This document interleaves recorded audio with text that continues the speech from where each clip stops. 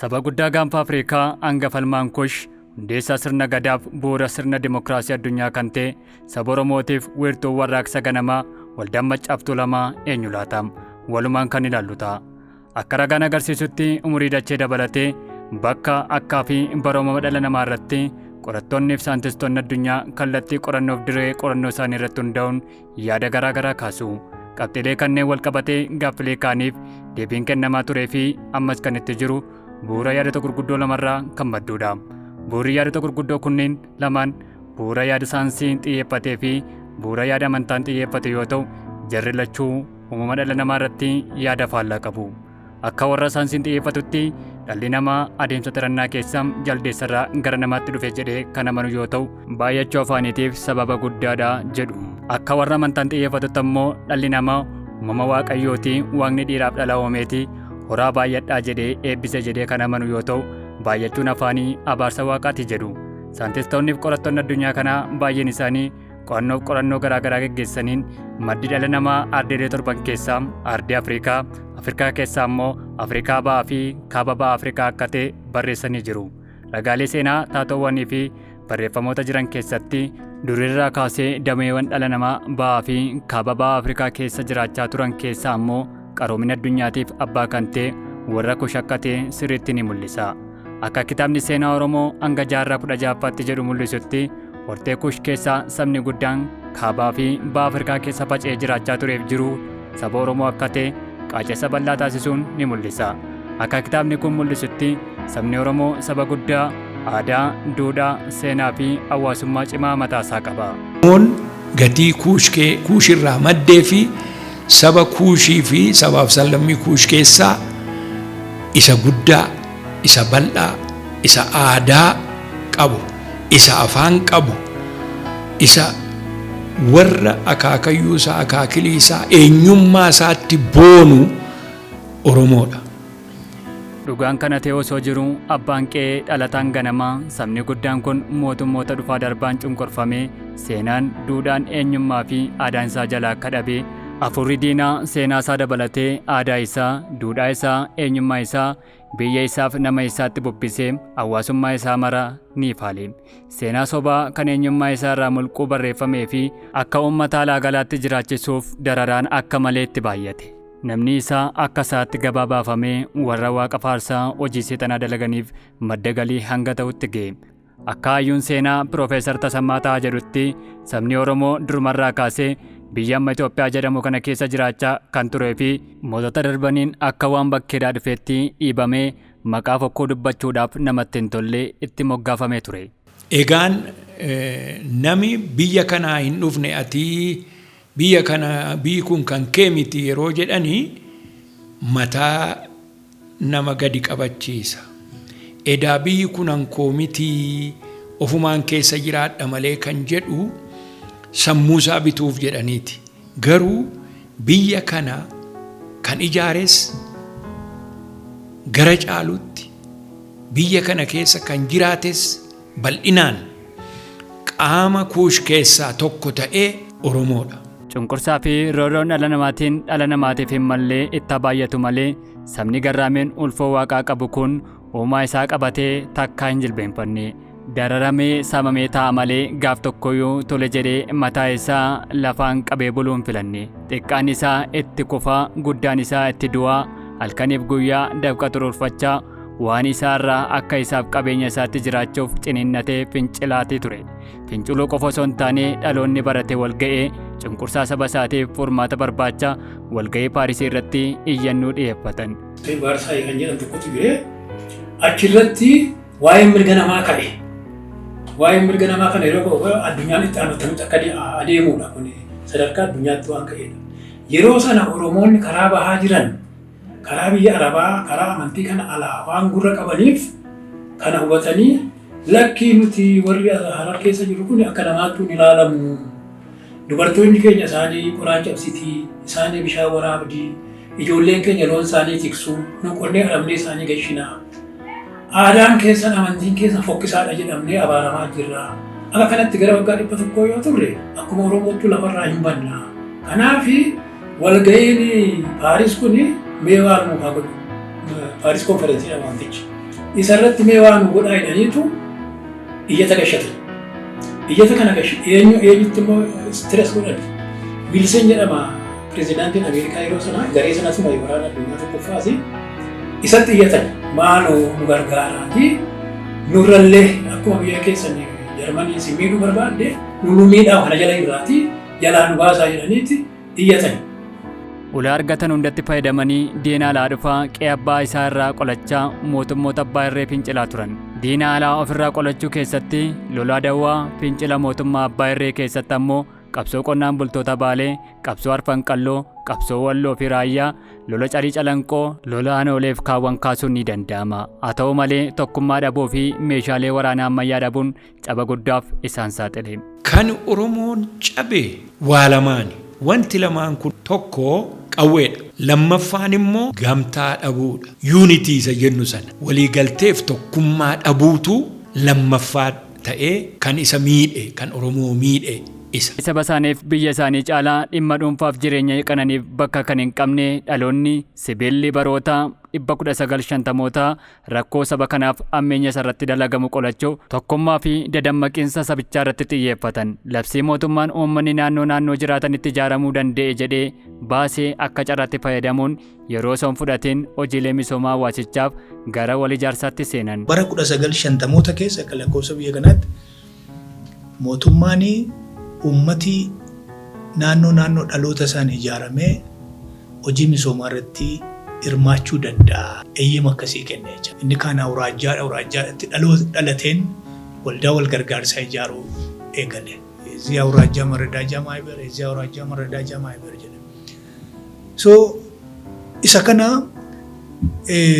Oromoo keessa warri dammaqoo ta'an akkam gooneetii uummata keenya kana sochoofnee hojii misoomaa hojjechuu dandeenya kan jedhu yaadan jechaadha.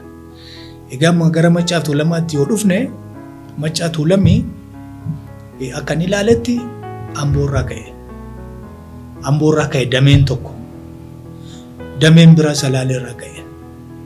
Isaan kanatti walitti dhufe. Dhaloonni waa dursee galuuf kun saba isaanii dabalatee biyya kanaaf warra aarsaa ta'an yoo ta'u jireenya qananii jibbuun saba isaanii ijaaruuf dadammaqsuuf Wirtuu Warraaqsa Ganamaa saba kanaa kan ta'e waldaa wal gargaarsa Maccaa Tuulamaa hundeessutti dhufan. Waldaan wal gargaarsa Maccaa Tuulamaa dhaloota icitii bara sanaatiin bifa bilchinaaf ogummaan guutamee sunsuma sadeen jechuun የጅባት መረዳጃ ማህበር አገረ ሕይወት መረዳጃ ማህበር የሸዋ ቱለማ መረዳጃ ማህበር irraa gad hordofamee hundeeffame. Afoofni wal gargaarsaa አገረ ሕይወት መረዳጃ ማህበር jedhamu sunsuma sadan keessaa tokko ta'ee waldaa qoodinsa sanyii tokko malee hawaasa isaanii gargaaruuf dhalattoota naannawaa Ambootiin hundeeffame yommuu ta'u, afoofni wal gargaarsaa የጅባት መረዳጃ ማህበር jedhamullee sunsuma isa biraa naannawaa sanatti hundeeffamedha. Geggeessitoonni afoosha kanneenii nama jabaaf nama cubbuun saba kanaa irratti dalagamaa ture hirriba sadorkee koloneel Alamuu Qixxeessaa miseensa afooshaa isaanii akka ta'uuf gaaffii dhiyeessaniif. Koloneel Alamuun dabaa fi shira saba kana irratti xaxamaa jiru dursee waan hubateef yeroo fudhatee erga sirriitti yaadeen booda sadarkaarra jiruun osoo oluuf hin qabin waldaan lachuu walitti dhufee afoosha wal gargaarsaa cimaa hawaasa bal'aa hammatu akka hundeessuu qaban marii taasise. Geggeessitoonni waldichaa miseensa isaanii erga mariisanii booda akka lakkoofsa warra Abashootaatti bara 1954tti afoosha wal gargaarsaa lamaan walitti fiduun የጅባትና Maccaa መረዳጃ ማህበር jedhamu koloneel Alamuu Qixxeessaa pirezidaantii taasisuun hundeessan. Jalqaba maqaa Amboo kana maqaa Adaamaa fa'aa maqaa Bishooftuu fa'aa jijjiiranii turan. Amboonis Agareeyoot jedhamee ture. Agareeyoot Maradaajaa wanti jedhamu ka'e. Warra Agareeyoot Maradaajaa hundeesse kuni waruma sababa hojiitiif sababa adda addaan Finfinnee keessa jiruuti warri waldaa kana ijaaran. Kanaaf yeroo sanatti warra Agareeyoot hundeesse kuni koloneel Alamuu Qixxeessaatiin kottuu miseensa ta'e. Miseensa ta'ennaan maqaan waldaa keessanii maali? Agareeyoot jedhama. Agareeyoot jechaan baay'ee xiqqoodha. Magaalaa Ambooti. Ani fakkeenyaaf dhaloonni koo jalduyyuu nama tokko. Maaliif maqaa magaalaa tokkootiin hundeessitanii? Kanarra bal'ifnee nama hedduu hammachuu qabna. Kan jedhu yaada dhiyeessanii yaadi isaanii sun immoo hateetti jibaatiin namachaa maradaa jaamaa bira jiru hundaa'ee jira. Jibaatiin namachaatti ol guddate.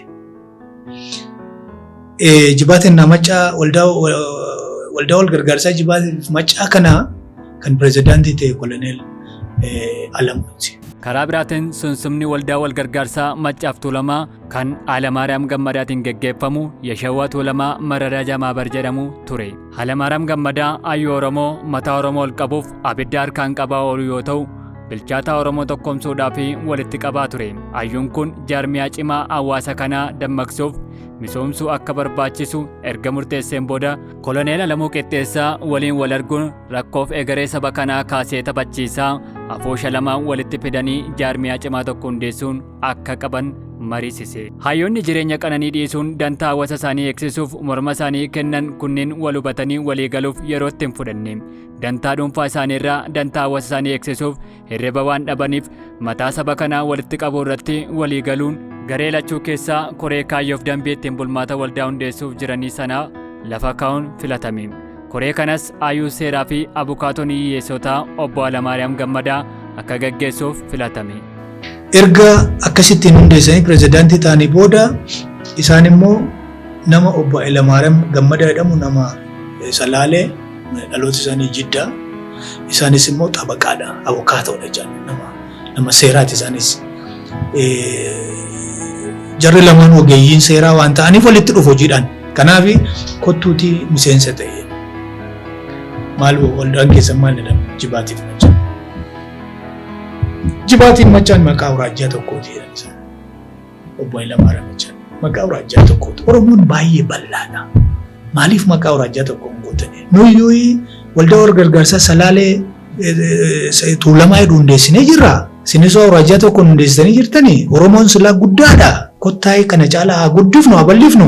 Maccaaf Tuulamaa jenneeti Oromoo bal'aa kana walitti haafinnu waan jedhu obbo Hayilamaariyaam yaada kaasan jechaadha. Isa kana koloneel Alamuun ani kophaa koo murteessuu hin danda'u. Miseensota koo waldaa kootan deebi'ee yaada kana kaasaa kan jedhan. Booda yaada kaasanii yaadi kun Oromoota hedduu biratti fudhatama argatee walitti dhufaniitti waldaa Maccaa Tuulamaa kana dhaaban jechaadha. Abukaatoon hiyyeessotaa ogeessi seeraa kun koree sana geggeessaa dambii fi ittiin bulmaata waldichaa bifa ogummaan guutameen lafa kaa'e. Hayyuun daba mootummaa uummata irra ga'aa jiru hubatee hojii mootummaa jibbuun harka qalleeyyii garaa garaatiif abukaatoo ta'ee tajaajilaa ture kun oodaan asxaa waldichaa fi waldichi waldaa wal gargaarsaa Maccaaf Tuulamaa jedhamee akka waamamuuf erga tolcheen booda akka mirkanaa'uuf miseensota hundaaf dhiyeesse. Waldaan kun waldaa qoodiinsa sanyii tokko malee saba biraa ofitti hammatee hundeeffame waan ta'eef miseensota waldichaa warra sabaan Oromoo hin taane biraa mormii guddaan moggaasa maqaa irratti ka'ee ture. Mormiin moggaasa maqaa irratti ka'e wal qabatee obbo Hayilamaariyaam Gammadaa akka aadaa warra keenyaatti Oromoon hammataadha. Maqaan kun isin hammachuu keenya waan agarsiisuuf jijjiiramuu qabu jechuun ibsa bal'aa kennan. Dambiin ittiin bulmaataa erga raggaasifamee booda dhaadannoo obboleessa kee akka keetti jaalladhu kan akkasiif godhamu feetuu nama biraatiifis godhi jechuun magaalaa Finfinnee kutaa magaalaa Gullalleetti waldaa wal gargaarsaa Maccaaf Tuulamaa jechuun akka lakkoofsa Awurooppaa bara 1963 amajjii 16 hundeessan. Namooti hedduun hin mormane Maccaa Tuulamaa maa barbaachisee kun yaan jedhu. Achirratti falmii guddaa ture maqaa kanarratti falmii guddaa ture. Maccaaf Tuulamni tajaajilaa turan.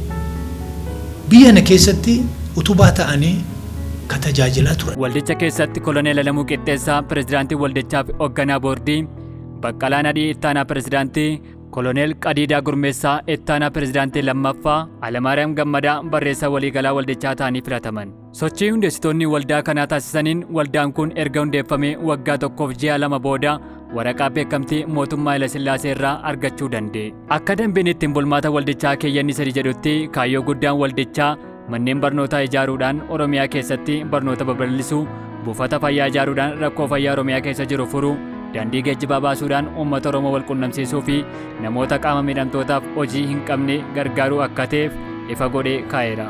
Hundaa'uu qaba jedhanii kana keessatti waggaa bara 1963 kan isaan waraqaa galfatan. Waraqaan kun hin kennamneef battalaan ji'a 14 waggaa tokkoof ji'a 2 kaa'anii hin dandeessu waldaa kana geggeeffachuu hin dandeessu. Waldaa misoomaatii, waldaa dinagdee irratti hojjetu, waldaa barumsaa fi barumsa ijoollee keenyaa gargaaru, barumsa waa'ee fayyaa Oromoo irratti kan xiyyeeffatudha. Waa'ee tiraanspoortiin isa rakkisa. Waa'ee karaa makiinaa, karaadhuma namni miilaan irra deemuyyuu dildila ijaaruu waan kana goona jedhaniiti achi keessatti kana mirkaneeffatanii seeraaf heera argatan. Waldaan kun erga hundaa'ee booda namni jabaan ija saba kanaa barnootaan saaqee hoogganaan hoomaa qubee barsiisuu yookaan yeroo sanatti የፌደራል ሰራዊት መሪ kan ta'e Birgaadeer Jeneraal Taaddasaa Birruu miseensa ta'ee maqaa leencaa waldichaa uwwisuun kaayyoo waldichaa akka saffisu taasise. Wiirtuun warraaqsa ganamaa uummata Oromoo kun akkuma hojii isaa eegaleen hawaasa waliin walgahii jalqabaa magaalaa Ginciitti itti aansuun immoo aanaa jalduu keessatti kan taasise yoo ta'u, walgahii aanaa jalduutti geggeeffame irratti fedhiin hawaasaa akka malee kan isaanitti tole Koloneel Alamuu Qixxeessaa lafa hektaara 10,000 hojii misoomaaf akka itti fayyadamu waldichaaf kennaa taasise. Walgahiin uummataa waliin taasisuun deeggarsa abbootii qabeenyaa Oromoo kanneen akka Kabbadaa Buzuneeshiif Hajii Roobalee Tureefaatiin akka malee cimee itti fufe. Kabbadaa Buzuneesh lafa hektaara 50,000 waldichaaf kan gumaache yoo ta'u, Hajii Roobalee Turee nama garraamii tokko uummata Oromoo keessatti seenaan banne qabudha. Hayyuun kun akka lakkoofsa Awurooppaanotaa bara 1966 konyaa Arsii irraa ka'ee walgahii waajjira muummee waldichaa isa Finfinnee keessatti argamu irratti argame miira jiru mara erga hubateen booda walgahiin seena qabeessi aanaa Itayyaatti akka gaggeeffamuuf nama hawaasa dammaqseedha. Walgahiin aanaa Itayyaa walgahii namoonni jajjaboon akka Birgaadeer Jeneraal Taaddasaa Birruu haasaa garaa nama boodessuu itti taasisee fi waltajjiin faayidaan barnootaa bifa diraamaatiin barreeffamee dhiyaachuun hawaasa bal'aa achitti argaman barsiisaa turedha. Itayyaatti walgahii godhatanii Itayyaa walgahii sana keessatti Arsiin hin haammatamee, Baaleen hin haammatamee, Booranaan dhufee, Gujiidhaan dhufee namoonni Oromoo walga'anii gara 200,000 ol kan ta'antu walgahe Itayyaatti. Itayyaa sana keessatti Hajii Roobalee Turee kan jedhamu Baaleedhaa kan dhufe baay'ee cimaa namaati. Waa'ee siyaasaa hin galaaf, waa'een aadaa Oromoo, waa'een gadaa Oromoo sirriitti galaaf. Waan inni jedhe sana keessaati walqabattee qabaachuu qabna. Biyya kana keessatti Oromoon gadi qabamuu hin qabu jedhee kan dubbate tokko ture achi keessatti Itayyaa sanatti. Itayyaa sana keessatti gaanii warra gurra guurtuu, warra nagaa eegna jedhanii adeeman sunii caqasanii baay'ee sodaachisaa akka ta'e Emperor Haile Sillaaseetti riippoortii godhaa turan. Riippoortii yeroo hundumaa riippoortii kana caqasu. Riippoortiin kuni attamirra oolanii maal jechaa turanii Maccaaf Tuulamaan maal haasa'ee Itayyaatti maal haasa'ee maal turee kan jedhu dookimentii godhatani. Garuu kana Itayyaa sana keessatti kan wanta ta'uu qabu tokko jira. Wanti kun immoo maaliin yeroo sana jeneraala ta'eera. Jeneraal Taaddasaa Birruu eegii wanti sun hundaa'eetu Maccaaf Tuulamaa hundaa'ee booda harkisaa keessa wanta baratee fi wanta jabana Xaaliyaanii ta'es gatii beekuu fi waan nafxanyaan hojjetu akka inni itti adeemu, akka inni itti saba kana cunqursee garaa baasee maal jedhama Ingiliffaanii divide and rule policy akka inni qabu sirriitti nama beekaa ture Taaddasaa Birruu. Taaddasaa Birruu nama tokko miti. Nama tokko miti yanuun siin jedhu yeroo inni sarmee Alamuu Qixxeessaa fa'iin Maammoo Mazar fa'iin warra hundeesse Zawugee Bojaa fa'iin warra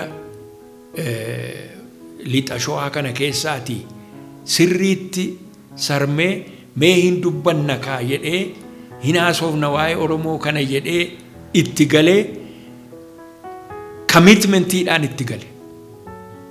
Yoon du'es nan du'a, yoon jiraadhes nan jiraadha.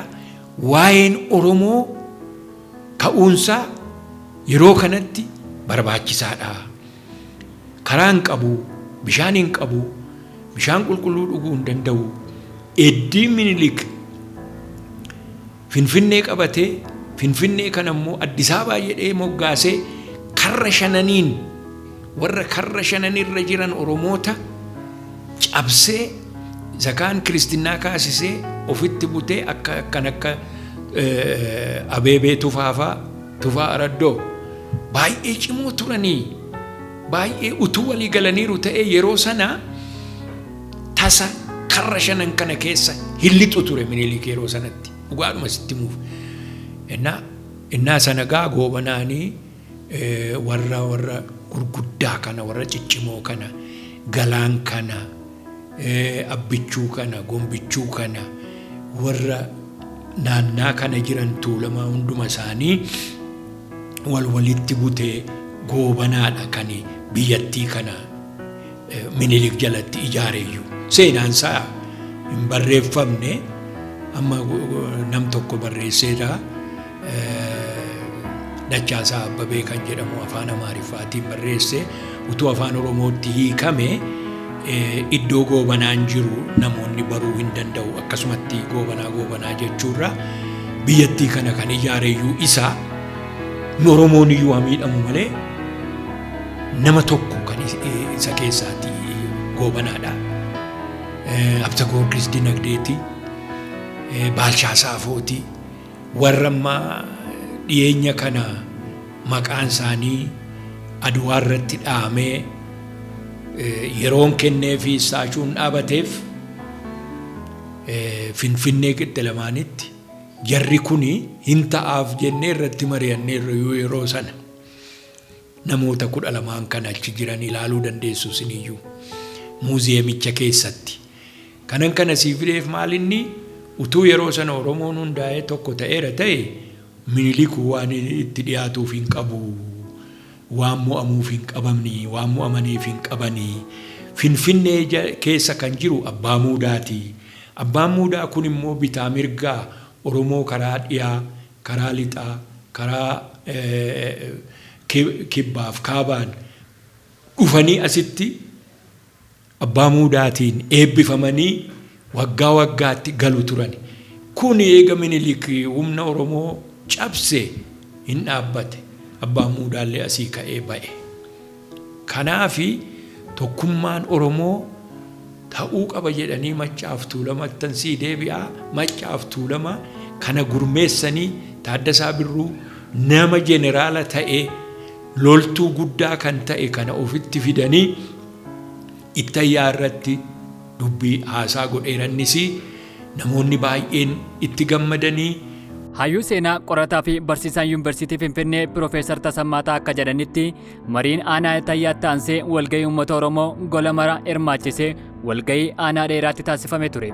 Walgahii kana irratti uummanni akka galaanaatti yaa'ee osoo amantaa waliin qoodin Oromoon Islaamni kan Oromoon Kiristaanni qalee, Oromoon Kiristaanni kan Oromoon Islaamni qalee maaddii tokko nyaatanii dhukkuba garaa isaanii walitti machuun wal dammaqsanii. 966 immoo maaltu ta'a walgahii gara biraa dhufe. Walgahii Maccaaf Tuulamaa isa seena qabeessatu immoo dhufe. Kun immoo walgahii dheeraa jedhama. Walgahii dheeraa Arsii keessatti. Baaleedhaa kormi Baaleen dhufe, Arsiin hin dhufe, Goodaa Gujiin hin dhufe, Booranni hin dhufe, achitti akka Ittayyaa sana caalaatti guutummaa Oromoo qabatee walgaani. Walgahii kanarratti haasaa gurguddaa godhanii Islaamaa fi Kiristaana kan jedhu Oromoo keessatti kana maqaa dha'uun barbaannu hundeen keenya Oromoodha, yaanni keenya Oromummaadha, wajjin nyaachuu, wajjin dhuguu, waliin jiraachuu biyyi kun kan keenya kan jedhu labsii godhan achitti. Oromoodha,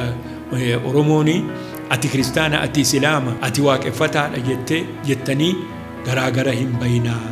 Keessatti waa'ee amantii yoo ta'e Islaamas taanaan, Kiristaanas taanaan, waaqeffataan taanaan waaqa tokkicha gatii jedhuufi kan walitti nu qabuu danda'u waaqa tokkichaa, waaqni nu gargaaru jedhanii achitti sangoota qalanii Islaamnis Kiristaanis wajjin nyaatan. Kuni mootummaa Haayile Sillaasee hirraase.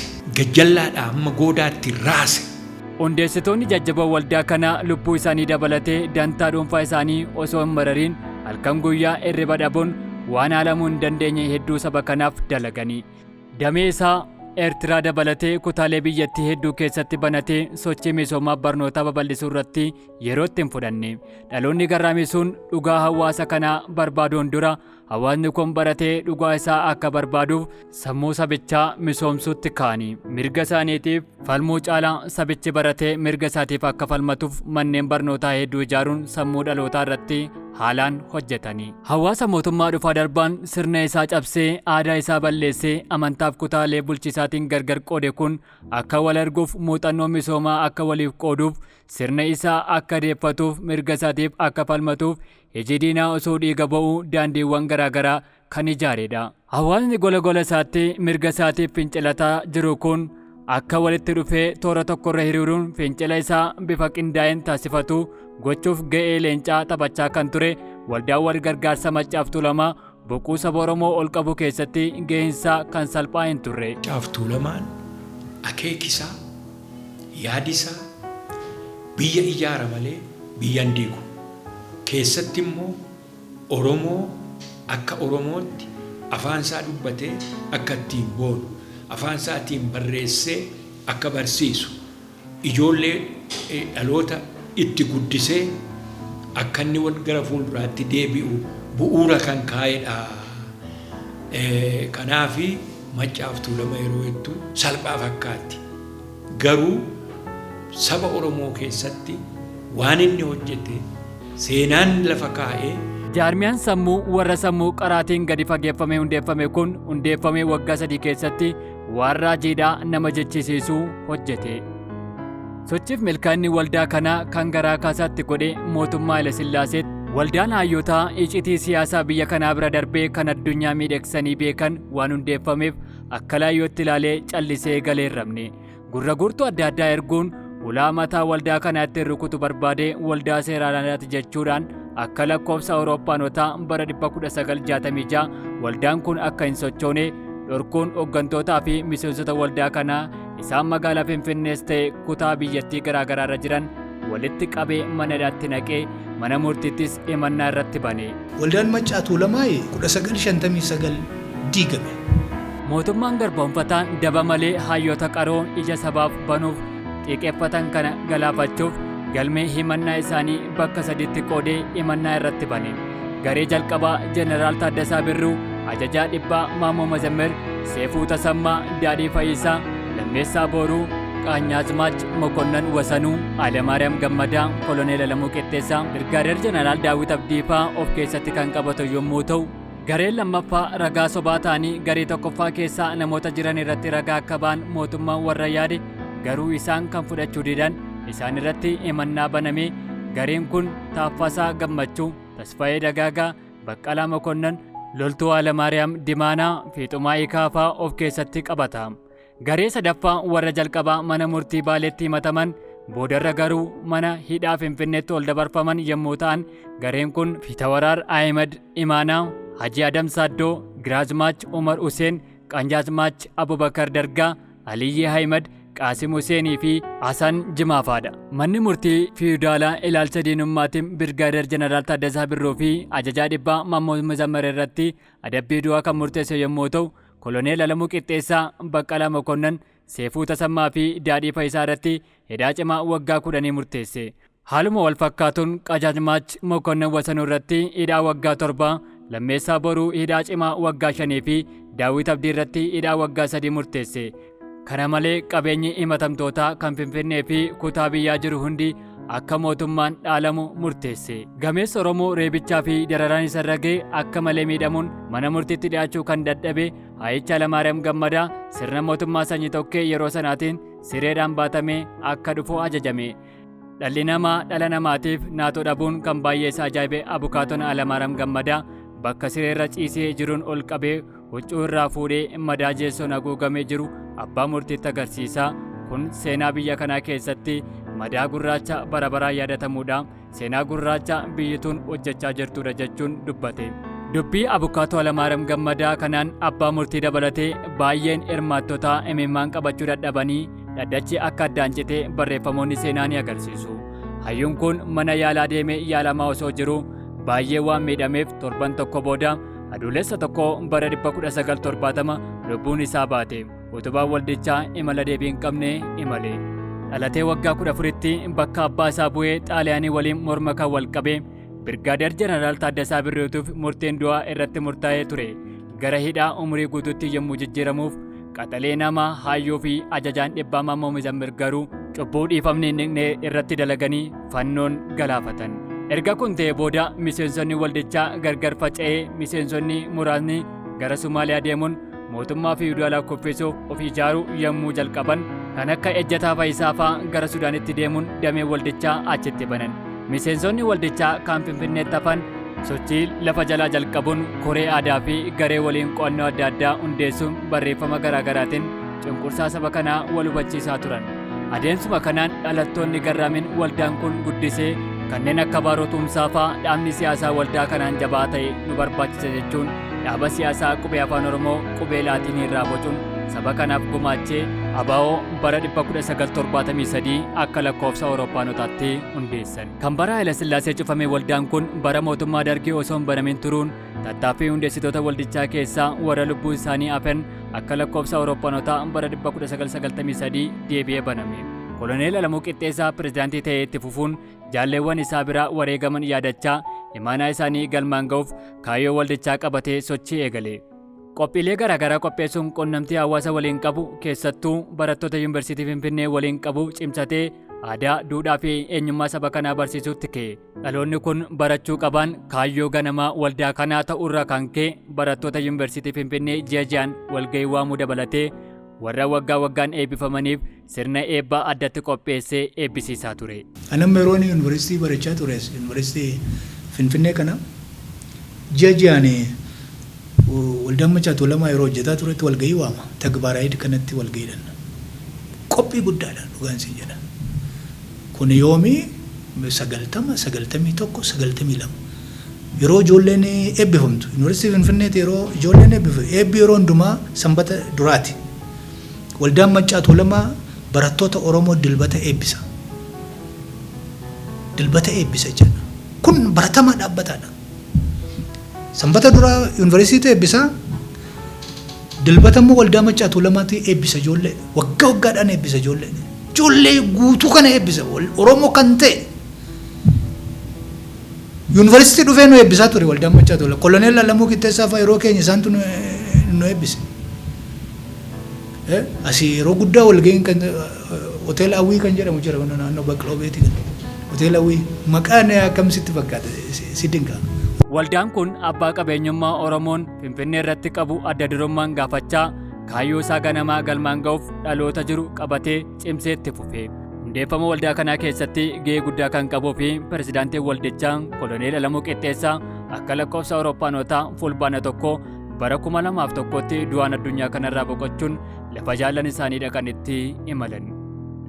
Koloneel Alamuu Qixxeessaa erga boqotanii booda turtii waggaa tokkoof walakkaa obbo Baqqalaa Nadhii hoogganaa waldichaa ta'ee hojjechaa ture. Akka lakkoofsa Awuroopaanotaa filannoon waldichaa caamsaa bara 2002 taasifameen Dr. Gammachuu Magarsaa pirezidaantii waldichaa ta'anii muudaman. Dr. Gammachuun sababa keessoo waldichaa osoo baay'ee hin turin akkuma aangoo gadhiisaniin obbo Nadhii Jiraataa bakka isaanii bu'anii waldicha hoogganaa turan. Obbo Nadhii Jiraataa taansee pirezidaantii waldaa Machaatoo lamaa ta'ee kan filame obbo Dirribii Damisee yoo ta'u bara barataa turetti sababa waldaa kanaatiin dararaa mootummaan isaa fi waayillan isaarraan ga'e akkanaan himata. Jiru dallaa mana barumsaa keessatti yoo afaan Oromoo dubbate hin garafama. Maqaa immoo eenyu saafa nama kutaa 5 ol jirutu saafa. Hin filama waggaa waggaatti daayirekteerri abaluutti dallaa keessa ijoollee dallaa keessatti dubbattu eegiitii maqaa barreessiifi jedhama hin garafama. Yeroon kutaa 5 ga'u nan filatame eegumsa sanatti. Anillee garafamee miti yaadi namaa keessaa waan gusoo jira. Isan waggaa 3 har'aa garafame ijaa ba'uu kooti. Garuu mucaan garafamu mucaan yeroo sanaa miti. Akka yaada yeroo sanaatti dhugaa jiru nima. Innaa akka kanatti oduma garafamaa deemnu utuma dhiibbaan sun isarra jiru booda attamittanii Oromummaatti dammaqee mirga falmachuun akka ta'e. Isallee waluma Machaatoo lamaa kanaaf fide waan isin dinqu. Yommuu mootummaan Addawaawii teessoo mootummaa naannoo Oromiyaa magaalaa Adaamaa akka ta'u murteessu mirgi abbaa biyyummaa nuuf kabajamuu qaba jechuun barattoota yuunivarsiitii Finfinnee waliin wal ta'ee murtee sana fuuldura dhaabbachuun daba sana kan hambisee waldaa kana. Mootummaan dhufaa darbaa akka masaanuu isaaniitti kan ilaalan waldaan kun akka lakkoofsa Abashootaa caamsaa 18 bara 2004tti sababa mirga abbaa biyyummaa magaalaa Finfinnee irraa qabu kaaseef jecha marra lammaffaaf akka cufamu taasifame.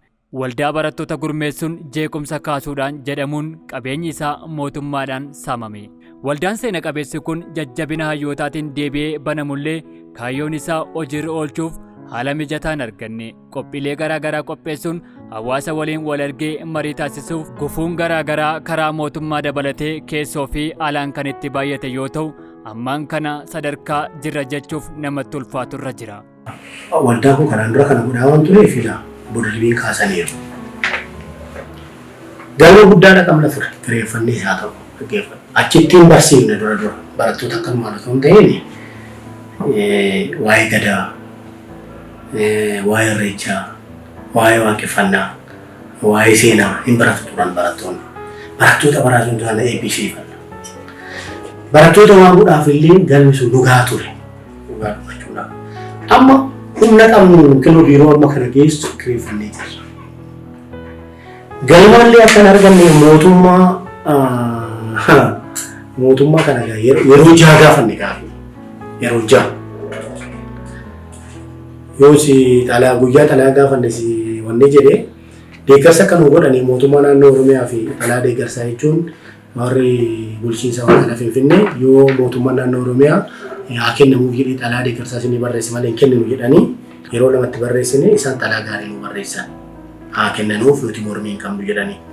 Garuu bulchiinsa magaalaa Finfinnee bara guyyaa gaafa 22 duwwaa 3,2010 gaafanne homaa deebii nu kennine. Korporeeshinii manneenii at least mana guddaa nu kennuu danda'u nu kireessuu danda'u jennee gaafa duwwaa 4,2012 gaafannee deebiin arganne. Ammas bulchiinsa magaalaa Finfinnee gaafa 10 duwwaa 9,2012 gaafannee deebiin arganne. Biiroo muummicha ministeeraattuu gaafa 20,2012 gaafannee deebiin arganne. Isa dhumaammoo 22 duwwaa 8,2015 immoo waajjira kantiibaa bulchiinsa magaalaa Finfinnee barreessinee deebiin arganne. Kana jechuun maal jechuun waan goonu wanti nu danqee biiroon keessa nuti jiru haalli nuti keessa jirru danqaadha. Ijoollee kana ofitti waamnee hubannoo kenninee fi akka karooraatti maal qabna? Yuunivarsiitii keessatti waa'ee waldaa kana akka babal'atu barbaanna. Ijoollee yuunivarsiitii akkatti hirmaatan barbaanna. Ijoollee lafatti akka qooda fudhatan barbaanna. Maaliif? Yaangi jenereeshiniin qaamni barate dhufee as keessatti waldaa kana akka barasaatti sira jedhan yeroo darbiin akka barasaatti ceesisuu qaba jechuudha. Iddoo seerri fooyya'uu qabutti fooyyessee iddoo ammeendi qabutti ammeendi godhee seeroo keenya nu eeyyama. Seeroo waldaa macaaftuu lamaatu asirra jira maal jedha? Fooyyessuu, jijjiiruu, maqaayyuu jijjiiruu hin dandeessuudha. Garuu maal godha maaliin jijjiirama? Jeneraal Assembilii yaa'ii walii galaatiin ta'a jechuudha. Kanaaf yaa'ii walii galaa immoo waamna. Waggaatti yeroo lama waamna.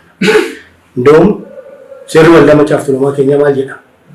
Yaa'ii walii galaa barri baajataa dhumee guyyaa 30 keessatti hojjetudha. Garuu yeroo lama waamna awarenessii kennuudhaaf giddu gala aadaatti yeroo adda addaa waamna. Maaliif waamna? Namni miseensa akka ta'uuf. Dhufee miseensa ta'ee immoo boordii keessa seenee itti hirmaatee hojii fudhatee waldaa kana akka tarkaanfachiisuuf jechuudha. Kanaaf hin dhiisnee osoo hin ta'in haalatti mijachuu dide malee hin dhiisne karoora immoo itti qabna gara fuulduraatti. Akka hayyoon seenaa Dr. Birraatuu Qananii jedhanitti iccitiin mootummootaa as dhiyeenyattiin jibbamuu waldaa macaaftuu lamaa dhalachuun dhaaba siyaasaa ABO'tiif bu'uura ta'uu isaati. Egaa warruma dargaggeeyyii miseensa waldaa macaaftuu lamaa turetu adda bilisummaa Oromoo hundeessuu keessas qooda fudhatee jira. Kanaaf mootummaan isa kana walitti dheelaala. Walitti dheelaala jedha. Dubbiin siyaasaa waan ta'eef walitti hidhata. Isa kana walitti hidhata jechuudha. Akkan ilaalutti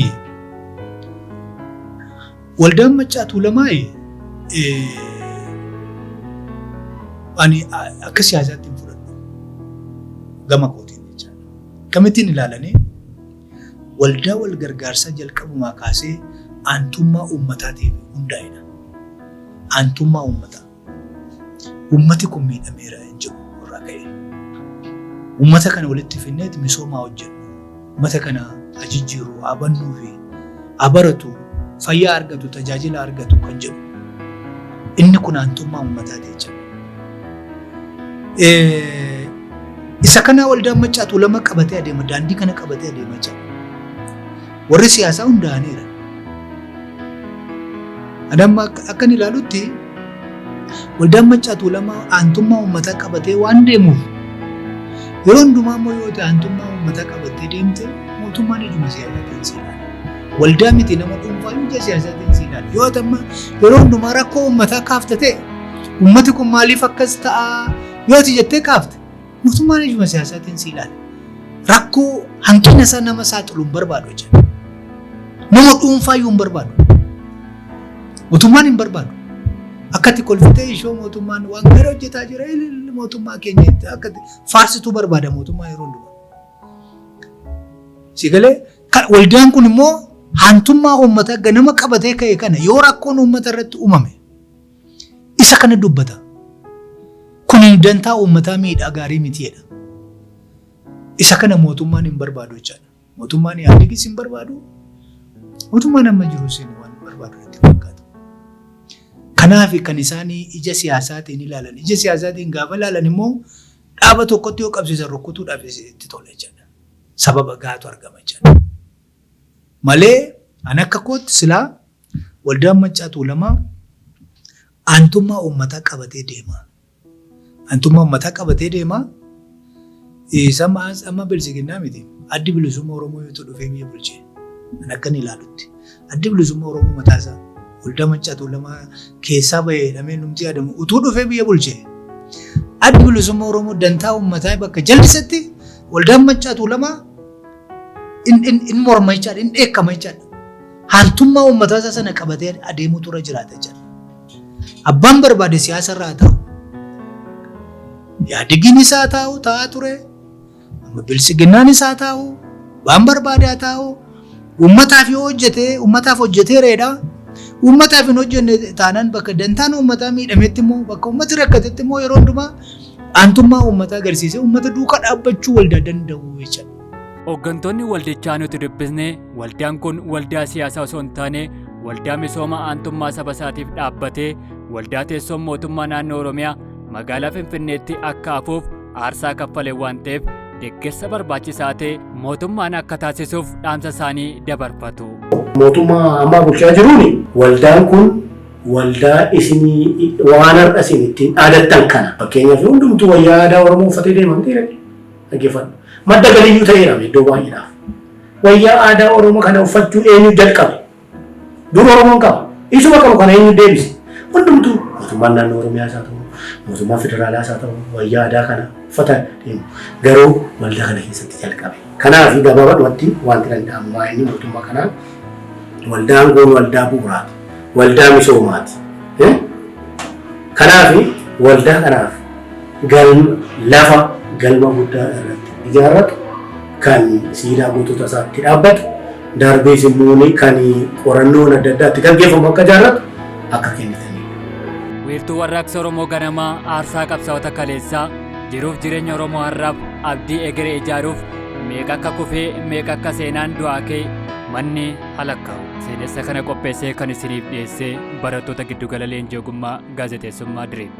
Horaa bulaa deebanaan dhaamsa keenya.